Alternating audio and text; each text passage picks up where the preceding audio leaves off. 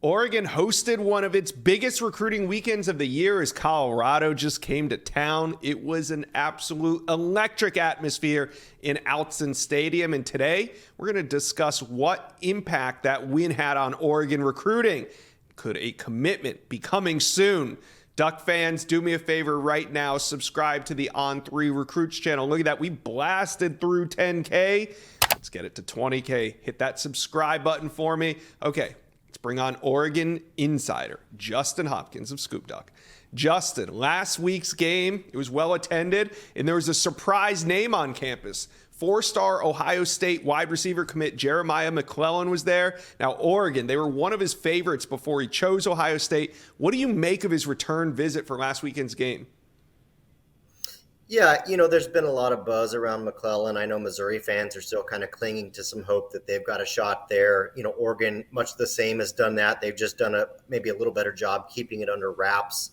Of course, when a commit takes a visit elsewhere, that certainly leaves the door open a little bit, you got to believe. And like you said, I think Oregon was Ohio State's biggest competition when he committed originally just over a month ago. And clearly, I think the visit indicates that is legitimate. So what I can glean from this moving forward, I don't think McClellan is on any sort of a flip watch. I don't think that, Oregon, took him over and he's going to commit tomorrow. Of course, I could be wrong because that's how recruiting goes. But, I think they'll continue to recruit him. I know he enjoyed the visit. It wouldn't surprise me if he came back again. I do feel that Oregon gave him a lot to think about. I know that game experience was one of the best that they could offer. So this one, I think we're going to have to wait and see how it plays out. I do believe Oregon remains firmly in the mix here despite his commitment to Ohio State. Okay, now another big visitor I want to break down from last week was Jericho Johnson, top 150 player overall and a top priority for this Oregon staff. He was in attendance, and what's the feeling you get coming out of this visit?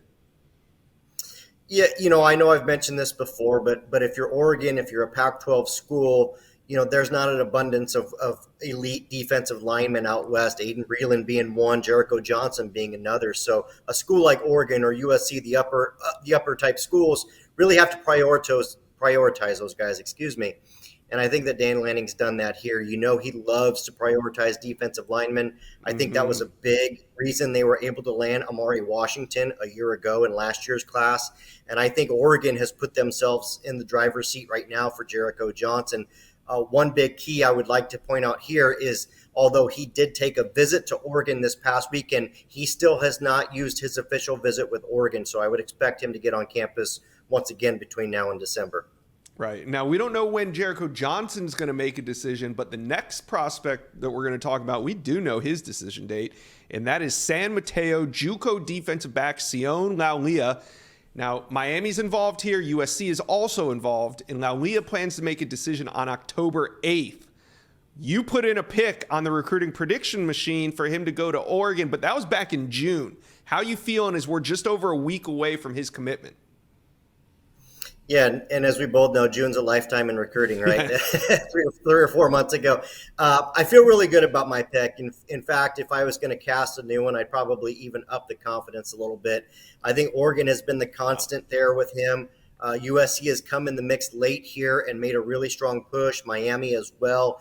Penn State was a huge factor about a month and a half ago, and they kind of faded out. So I don't believe that Miami is necessarily in the mix here. I think he wants to stay out west, and I do believe Oregon has put themselves in the driver's seat. They've had success at College of San Mateo in the past, and I think this could very well be the next one for the Ducks. Yeah, a 6'3", 180 DB. Who couldn't use one of those back in your secondary? One more topic I want to hit on. Now that Brandon Baker's off the board, the number one offensive tackle in America out of California, committed to Texas on Sunday. So now Oregon turns their attention to Jordan Seaton, 5-star offensive tackle at IMG Academy.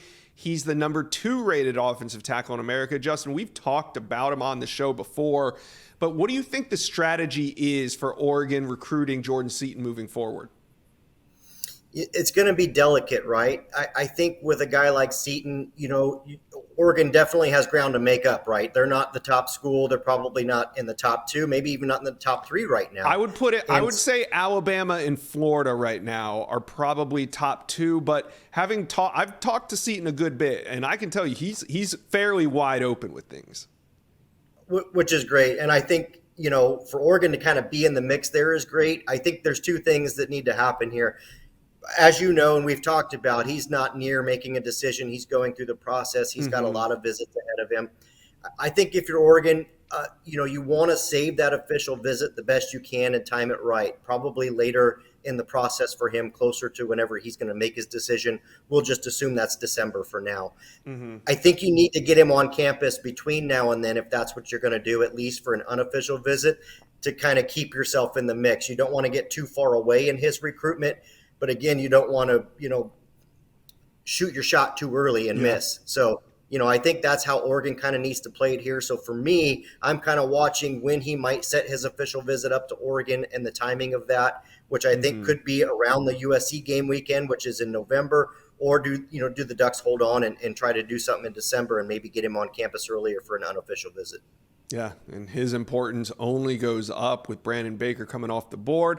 All right, well, great time catching up on Oregon recruiting. Go to ScoopDuck.com. There's a ton more info on there. Justin Hopkins, thanks for stopping by the Inside Scoop.